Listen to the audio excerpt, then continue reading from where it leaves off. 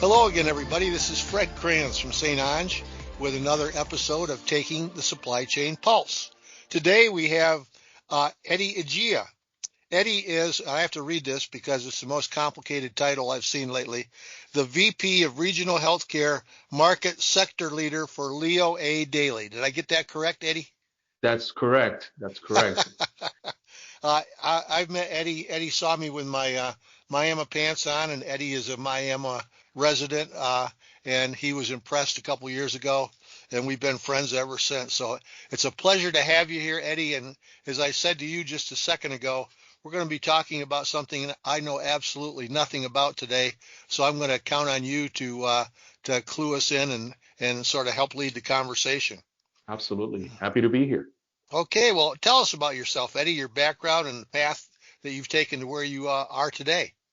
Well, Fred, pleasure to be here with you, and thank you for inviting me to be part of this. I recall meeting you, and you were a strong representative of everything that is University of Miami, and I am also representative of everything that is Clemson, which is my alma mater, which I decided to attend after growing up in the most beautiful place on earth, San Juan, Puerto Rico. And while I was wrapping up my undergrad studies, one of my buddies was um, sharing his insight on what it is like to be a student at the graduate program for architecture and health at Clemson. And this happened to be at a moment in time where I had learned about my mom being diagnosed with cancer, and just I was just sharing the situation with my buddy. He says, you don't have to search any further to be able to help people like your mom. Continue your path of architecture and focus 100% on healthcare facility design. So um, I decided to get a master's at Clemson University for healthcare architecture, one of the very few programs in the country. It's a 2-year program. It was only a 2-year program back then. Now it has a PhD with a strong emphasis on research, which I am involved with often because I like to bring the folks from the Center for Healthcare Design and Testing into projects. And to me, every project has to be based on data and factual research. So I've dedicated my career to working on the front end. And people ask me, what do you mean by front end planning or front end campus planning or design? And that is um, when I, graduated and started my first job with a firm in Ohio called NDBJ, working under Dennis Brandon and Peter Bartwell, two veterans of the industry. I often ask, why does this hospital have a unit of 28 beds per floor, and why does the X-ray department, imaging department have 2 X-ray machines and not 5, for example? And they said, well, everything's based on data, workload utilization analysis, flow, and how you integrate all that with the delivery of care and materials management and the ideal patient experience. So I became very curious as to why the decisions were being made and how. And these two gentlemen, Dennis and Peter, took me under the wing and brought me to every single client meeting.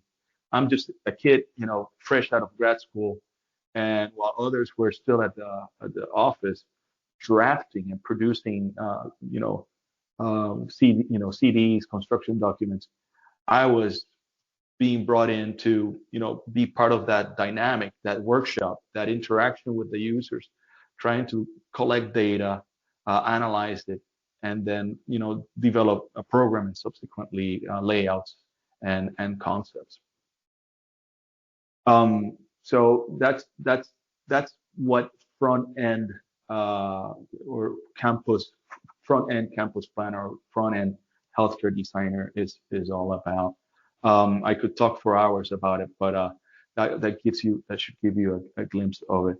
Um, while others are focusing on detailing.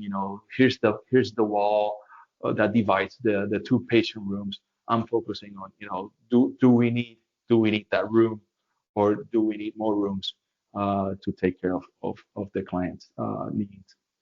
So I had the opportunity to work under these two gentlemen on some very important projects, not only in New York and in Denver.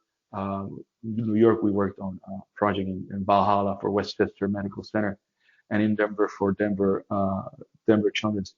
We landed a project in Santiago, Chile, in 1996, 1995, 1996. So the fact that I'm bilingual came in very handy. And they said, "Hey, do you have a passport?" I said, "Yeah, I have it right here with me. Get ready. We're leaving in 2 days for Santiago, Chile." And I'm like, "Yay, let's go." And our first meeting with the CEO of the hospital, we asked him if he had any data on the operations of the hospital that he could share, because we were going to be basing our programming off of it. And about 45 minutes later, the accounting department walked into the conference room with a full stack. They dropped it in there. I haven't seen many hospitals here in the U.S. be as quick at sharing such data to a consultant or architect. And go ahead. Yeah, I was going to say, you know, I like as I said earlier, I know nothing at all about how hospitals go about deciding they're going to build a new hospital. So let's talk to our folks. I'm sure our folks listening are more like me than they are like you. We know nothing. So I'm a CEO of a hospital and say, hey, I think we need to build a new building or whatever. Do I have any foregone ideas? Or what do you do when you get the word that XYZ is talking about building a hospital? How do you make contact? What's your process? How much to the people? How much of an idea about what they want to do to the people at that system have? Tell us about that. Well, you could choose to do several things. Um, if you choose to walk in there and sell or offer design services, you may be falling short of what's really needed. And what do I mean by that? You can easily go down the road by proposing the wrong thing and doing it well. Meaning, I can provide you with a beautiful hospital, but it may not be the right amount of beds. It may not be the right amount of treatment rooms. It may not be in the right location. So how do I approach a new project or a new opportunity is working directly with the C-suite. And let's look at some demographics and try to forecast what the needs would be for a specific location, and determine where, in what part of that region the growth is justifying a new hospital or a new facility or a new expansion. So there's several sources out there that gather data from admissions or population growth, that are tools that programmers use to help assess the true need of a facility. And you work with that hospital leadership to see, okay, so this area is going to need more, let's say, for example, more spaces for birthing. Is that a service that this hospital is interested in? And they say, well, it's one of our centers of excellence. Let's say it's one of our focus to take care of high risk births. And that's something that we are known in the industry, and we want to capitalize on it. We want to excel on it, and focus our growth on it. So we come on board as an advisory, and not waving the badge of architect yet. but mainly as folks who are going to help assess the need and determine the scale, magnitude, and the components needed for a successful facility to take care of that specific service line.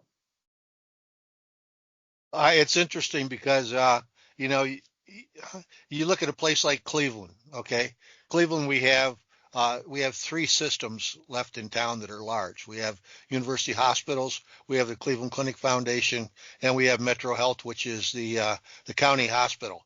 So each of those places do different things and different service areas. And if I'm at Metro and I want to grow and they're building a new hospital, I probably have different needs than if I were the clinic. When you guys are looking at a place, you're researching the whole demographic area and what the other folks are doing too, right? To sort of help guide people as to where they need to go with the buildings they want to make. That's right. That's right. All hospitals report information, or they should be reporting information, and the level of detail may vary, but we take everything into consideration. And there's some hospitals that have specific alliances or agreements with physicians who feed patients to those hospitals, or some hospitals bring those physicians on board as employees of the hospital, which guarantees that patient population coming into that facility. So it varies by the type of business model that that hospital may have, but we need to start with not because people said, oh, we're going to design this because I think it's a good idea. We design our projects because we know based on data that is telling us what the needs are in conjunction with that hospital's business strategy. And they weigh, what are the other competitors doing, and some decide to compete against them and build facility at a specific area that's growing before the others so that they can capture that market.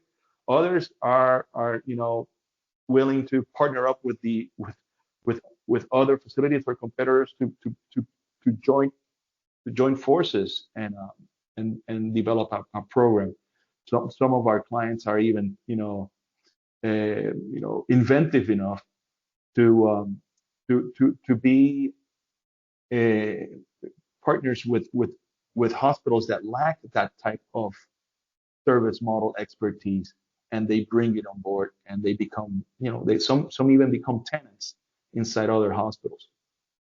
So if you're building a hospital today, what is the effective horizon that you want that what you build today to still be working 5, 10, 15, 20 years? I mean, how far are you planning for possible expansion so that the building you build today will still be viable in the future?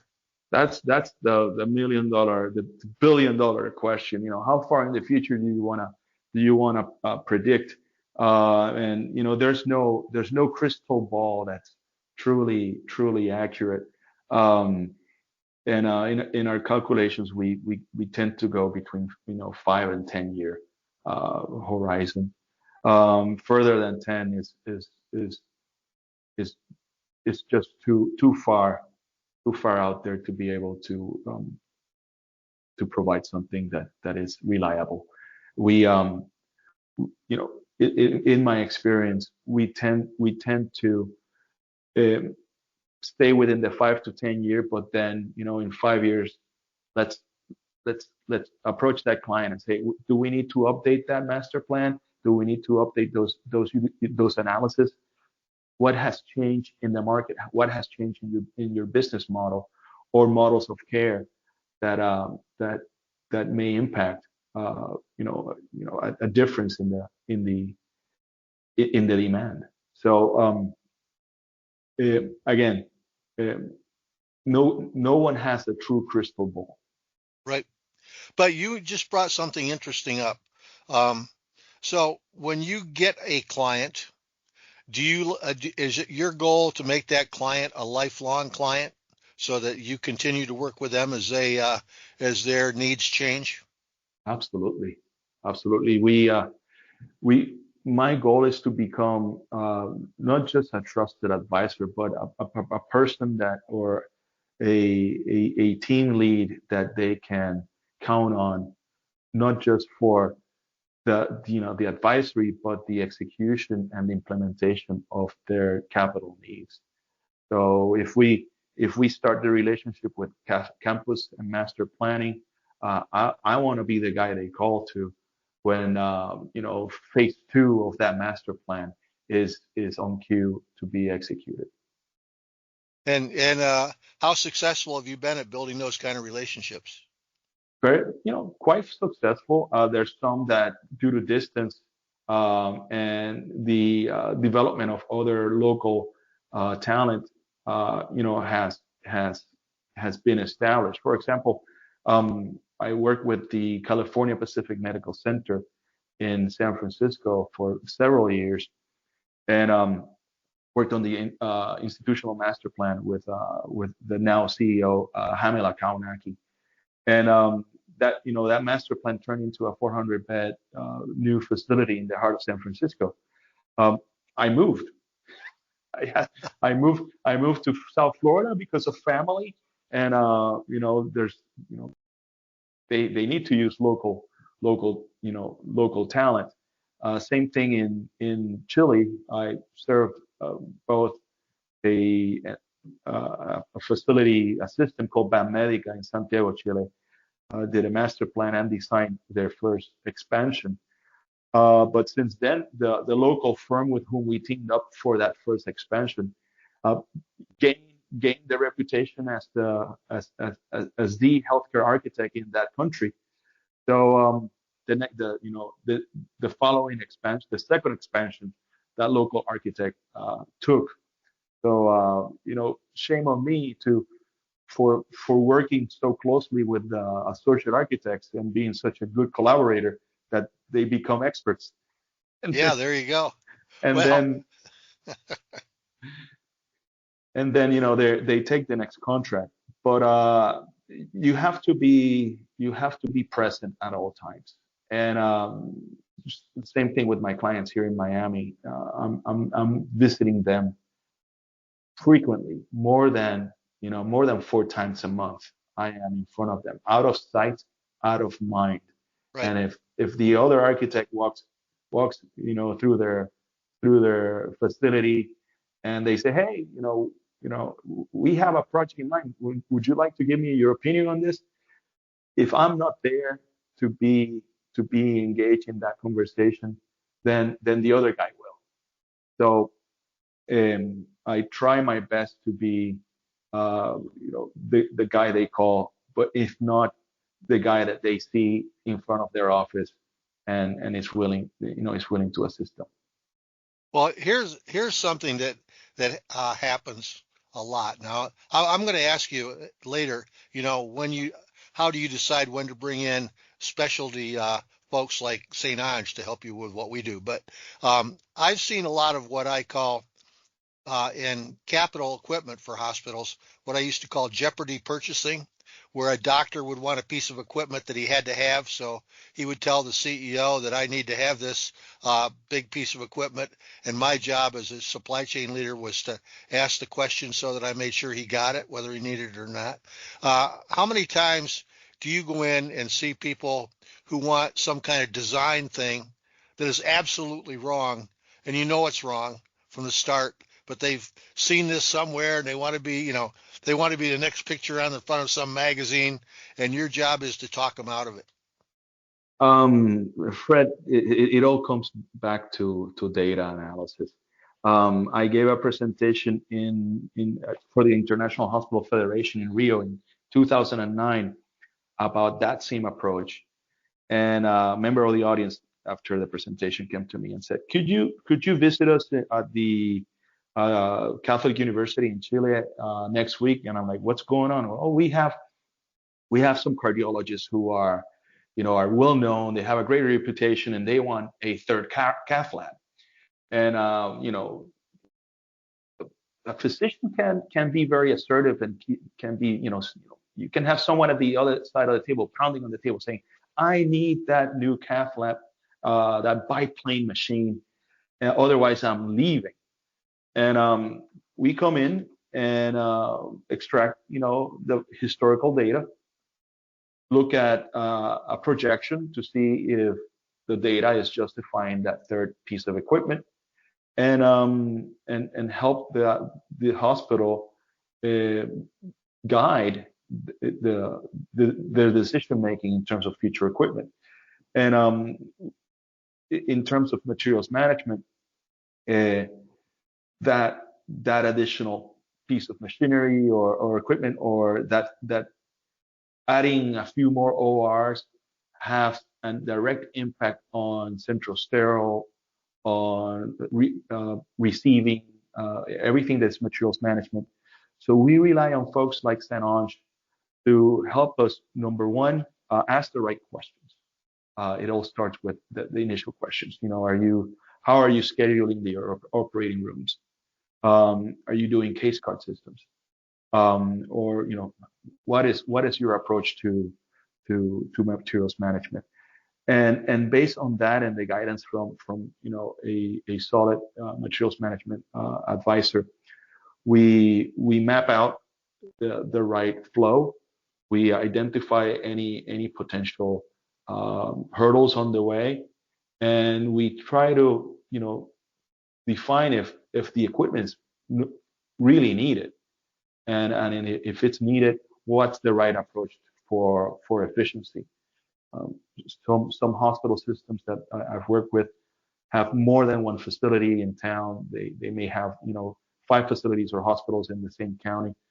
So is a centralized distribution center the right approach, or do the scale of the operation justify that each hospital would be served independently from a distribution standpoint? And that led me to an idea that I had several years ago in how to make hospitals or facilities more nimble, and specifically when you are running into a natural disaster like a hurricane. And this has no connection to the Miami hurricanes whatsoever. But it's just the fact that we live in the tropics. And then I witnessed a hospital firsthand being isolated in terms of supply.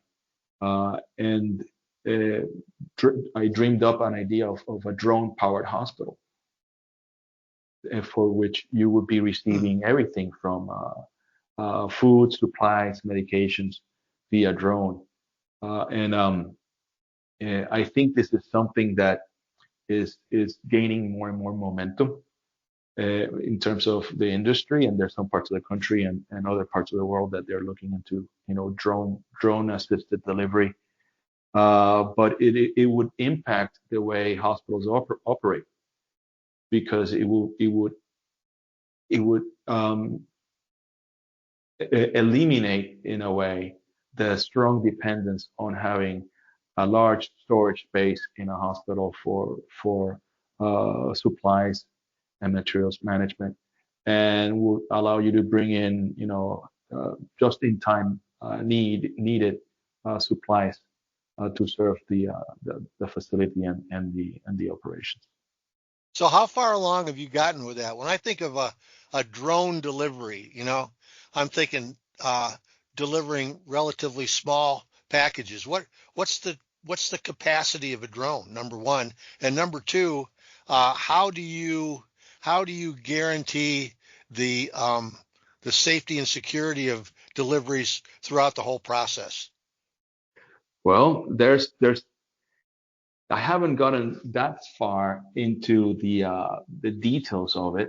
It was mainly a programming exercise that would tell me, hey, I would be saving, around 25 to 30% in square footage in that hospital, which means that I will be saving Sure. in cost of construction. But there's several companies out there, new startups that have been testing, drone technology. I don't claim to be an expert in drone technology, only a hospital programmer and designer. But those drones that I'm seeing out there, they're huge. They're humongous, and they're carrying packages up. God knows how heavy they are. They could be 80 pounds. I would guess. And the question is, where do they drop them off? Are they dropping them off at the parking of the hospital, at the roof of the hospital? So having a facility that is designed in a way that it would allow for access to a drone delivery throughout multiple locations, multiple departments, would be what I would be looking into. Interesting. So, tell us about some of your favorite projects. What were you trying to accomplish in the design? What did you accomplish, and why are they your favorites? There's many great projects, great clients that I've been involved with. Um, Again, Sutter Health, California Pacific Medical Center in San Francisco was ahead of everybody when it came to many things, not only with a design for seismic, but also blurring the boundaries of cath, interventional radiology, and surgery. With that client, under the leadership of Hamila Kaunaki, we were looking at blending in physically and operationally those departments, as many departments as we could, and develop a platform surgery interventional floor. And it, it, it, it was challenging the demarcation or the location of the red line, the famous red line, that if you cross that, you have to be in your bunny suit and scrubs, or if you don't cross it, you can be in street clothes. And it was the most challenging part was not drawing the solution, but actually um, um, having that conversation with the end user about a culture change, convincing the cardiologist that they have to put on scrubs to perform a procedure. So that was a very interesting project. Others are some of the ones we're working on today with clients such as Mount Sinai Medical Center in Miami Beach, where we are designing for a unique circumstance. There's there is the occurrence of multiple births, folks having, twins or three babies or four babies. And I reached out to my friends at Clemson University and said, would you be interested in doing a research project that will turn real? Meaning, let's research the current conditions, evaluate them, identify areas for improvement, and develop a prototype for the birthing space of the future. And they said yes. And the client immediately loved it. Working closely with Ben Davis and Matt Bernard there at Mount Sinai, we and the end users like Kylie Rowland, who's the person running the maternity program. We have developed a prototype room in which you have that designated zone for the anesthesiologist, the circulating nurse, the neonatologist, and the neonatology area inside that room is designed and equipped for more than one baby to occur at the same to be born at the same time. That was a really fun project, and we're wrapping up permits for it at this moment, and it's going to start construction hopefully before the end of the year. Wow. Um, another great project was in Sao Paulo, Brazil, with the Santa Catarina hospital. It was a hospital in the heart of the financial district in Sao Paulo, and they embrace the idea of workload, data analysis, workload utilization analysis in combination with a physical assessment. So I had a group of people, uh, all kinds of engineers assessing the existing building infrastructure while we were running the data analysis with operations. And we developed this roadmap for the future for them to be improving and replacing facilities, improving some of the existing, and then building on for the next 5 to 10 years. That was really exciting. Um, there's many, Fred, from a master plan for a brand new hospital for a developer who had never been involved with healthcare in Puerto Rico.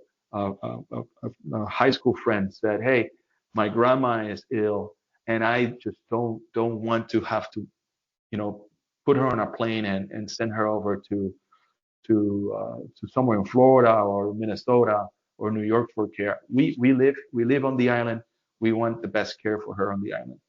So he said, he has the financial backup. He wanted to build this brand new facility on the island, and we went for it. We started with getting the CO, helping them attain the certificate of need, which was needed back then, and then program and master plan this brand new facility, which another architect a local architect ended up designing, and is now being operated by a system from Orlando. Well, that's pretty cool. You've hit on a few different things. I know that, excuse me, Florida is in danger of going underwater in 100 years, and California is in danger of going just falling off the face of the earth every few years. What states have the most difficult requirements when you're working to design? Well, you just hit it right there. It's my concern is not who has the most stringent requirements, is who doesn't, is what scares me. We know that California has its requirements. Florida does as well, but Puerto Rico, where I'm from, um, um, you know, we want to I want to make sure that the Department of Health in Puerto Rico is interpreting the FGI guidelines um, the the way that all the other states interpret them. And eh, there's current information out there that ASHI and other entities are continuously involved with helping everybody have access to and being aware of. So eh, again, my concern is not who has the stringent. That's good that they have stringent requirements. I just want to make sure that uh, no area of jurisdiction is left behind. Well, Eddie, this has been an excellent conversation. I got a couple of personal things at the end, though, okay? A few years ago, the Cleveland Indians played the Minnesota Twins down in Puerto Rico, and it was just after the big storm. In fact, the second game they played down there, the electricity went off about a half hour after the game was over, and it took a while to come back on. That was one of the greatest vacations I've ever had in my life. You can't go to Puerto Rico without falling in love with the place and the people. They're just wonderful folks. And the greatest baseball player from Puerto Rico is Roberto Roberto Clemente. Clemente, number 21. What was his last name? Roberto Clemente Clemente Walker. So Walker. tell me, is Walker his mother's name? How does that work? Why is his name Roberto Clemente Walker? I would assume it's his mother's last name. I have cousins who are Egea Walker. I don't think we're related to the Clementes, but I had the great experience of my uncle having played with Roberto Clemente years and years ago. My uncle Perfecto Ocasio. Wow. Um, he was a catcher, a very great catcher, and he's a Hall of Famer in Puerto Rico baseball. And Wow. and you touch upon the issue of the infrastructure issue in Puerto Rico and the power grid, which is unreliable. And again, hospitals are in the island are investing in cogeneration plants, and you're going to see more and more and more FEMA funded projects throughout Puerto Rico to help them be resilient, and just so that a patient doesn't have to see the power go out like you saw that power go out during that Cleveland Indians game. Yeah, that was something. So finally, the one thing I learned by going on LinkedIn that I did not know about you is that you are a triathlete. I You know, am I am I a cannot former. tell me no. If you did it once, you're better than 99.99999% of the people in the world. Just tell us a little bit about that. I've always been into sports. I did American football. I played American football in high school, both Pee Wee and club. And then when I was in Clemson, I just thought that William the Refrigerator Perry was way too big for me to he had long graduated when I got there, but there were more kids his size, so I didn't even venture into walking into the team because it was about self-preservation more than anything else. So after years working and traveling, I had gained some weight, and my buddy Arturo Diaz, he's now a project manager with CBRE, said, hey, if you really want to lose that weight, you need to join me as I train for Ironman triathlons. And at that time, he was starting a business venture, which was he was the race director for Ironman Puerto Rico. And he said, it's my race. You're going to train with me, and I'm going to make sure you finish. And I said, okay, let's do it. And we start training, and it became a lifestyle, Fred. It was something that really inspired me to be involved, take care of what I ate, how much I slept, um, uh, how much time I spent in training, and then my wife went like, so who's going to help me with the kids? So after over 6 or 7 races, I retired from Ironman racing and just focused to be a full-time 150% dad to my kids. Well, So I've transitioned from being that triathlete dude to being that lacrosse dad in the sidelines or that soccer dad in the sidelines, making sure my kids are getting the right support. well, that's really something. I was so impressed. I mean, triathlete is geez, you drive a bicycle around the world and then you run 400 miles and then you swim the Atlantic Ocean, and No, that's no, no, just no, that's no, no, just no. that's just one event for crying out loud. I don't know how you do it. That's great. Well, every time I landed at a different location before a meeting, I would get up at 5:30 a.m. and go for a run or go for a swim. I remember, arriving in Santiago, Chile, and going on runs throughout near where the hotel was, or in Sao Paulo, running to the park and back. It becomes a part of your DNA.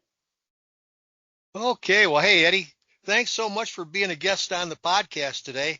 It's always a pleasure to talk to you, my friend, and I look forward to seeing you. Are you going to be going to Aram this year, or will the A Summit be the next time I see you?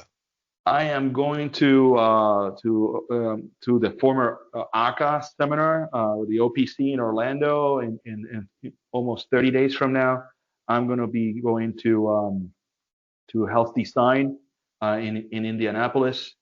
So those are going to be my most immediate events, and you will probably going to see me throughout events in the Atlanta and Greenville, South Carolina area, as I am now, traveling throughout that part of the country.